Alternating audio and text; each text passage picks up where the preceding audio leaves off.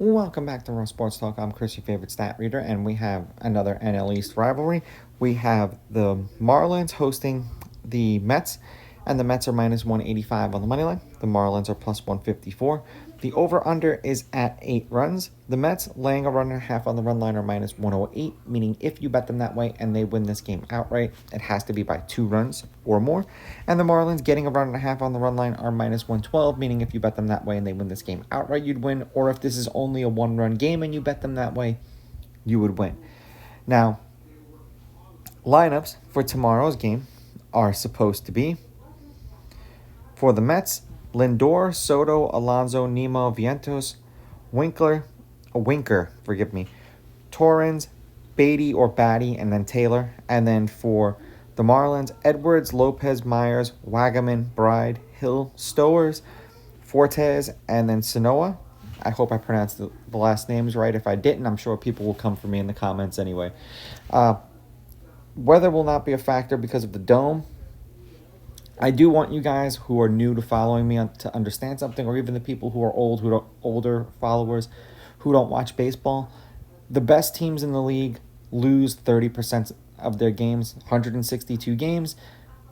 Losing 30% of your game puts you at 113 wins. So look at what the best teams in the league have finished with over the last handful of years, and that gives you your answer. With that also being said, the bottom teams, such as like the Marlins, still win 30% of their games, which is roughly like 60 games.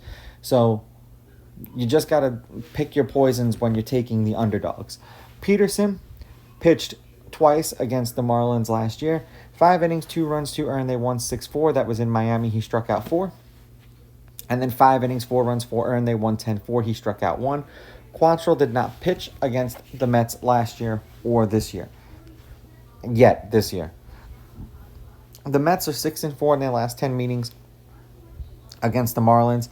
The home team is 6-4. The favorite is 6-4 on the money line. The underdog getting a run and a half on the run line is 6-4. There have been 3 one-run games in their last 10. The under is hitting their last 2. The under is 6-4, and the under 8 is 6-4. And it's wild to think that the Marlins have a team that has less than $100 million spent on their roster and on their payroll. And the Mets probably have 2 players on their team that make more than the entire Marlins roster. And yet, as of right now, they have a better record than them. Although they did play 2 different kinds of opponents.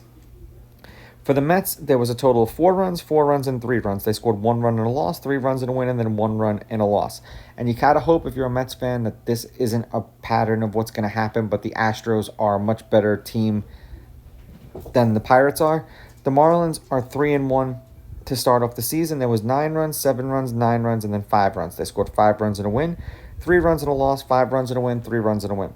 Every one of the games that they've played so far this season has been a 1-run game. So we'll see if that continues. And with the Mets, I believe the last game that they played was a 1-run game. I will take the Mets on the money line. I'm going to take the Marlins getting the runs. And until the Mets bats officially wake up, I'm going to lean under. These are just my picks. If you disagree, please go with your gut, and please bet responsibly.